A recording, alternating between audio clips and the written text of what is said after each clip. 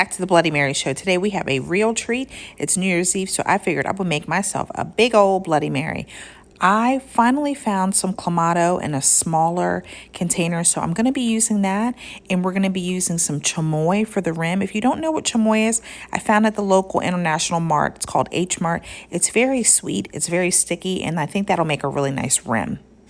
And after we get that rim all nice and prepped, you know, we're doing this instead of lemon or lime. We are going to add my personal favorite, which is the tahini. And then I have this chunky chili lime salt that I have been using for all of my recent Bloody Marys. We're going to add that as well.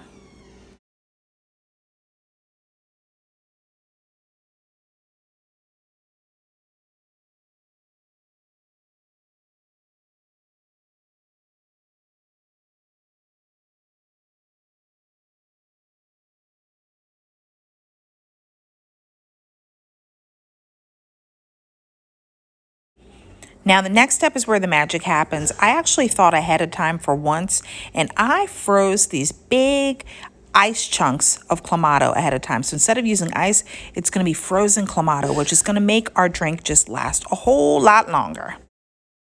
So instead of the traditional Bloody Mary with vodka, we're going to be using tequila, which makes it a Bloody Maria.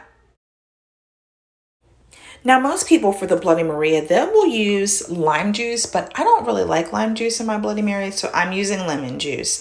I'm going to go in with my favorite hot sauce, the Tapatio. I think I do like 5 or 6 shakes. It really doesn't even make it that hot. This drink's pretty big, so I probably could have done like 8 or 9 shakes.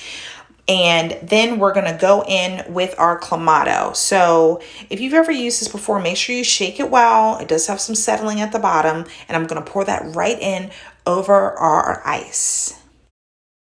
Now, fun fact, normally when you use a Clamato instead of the regular tomato juice, it is called a Caesar, but we're using tequila, so that's why I'm going to call it a Bloody Maria for the purposes of this video. I like some extra pepper at the top, and I'm going to try to mix it, but these ice cubes are so big, or I'm sorry, Clamato cubes are so big, it's hard to mix, but that's fine because I'm just going to put my garnish in. And I think for this first one, what I have lemon and some fresh pickles and carrots that my husband actually made. And then I have some salami and some shrimp. And I like to dip it like as my drink goes lower and lower and lower. But that's it. There you go, guys. There's our Bloody Maria. I hope you guys have a happy new year. I'll see you next time.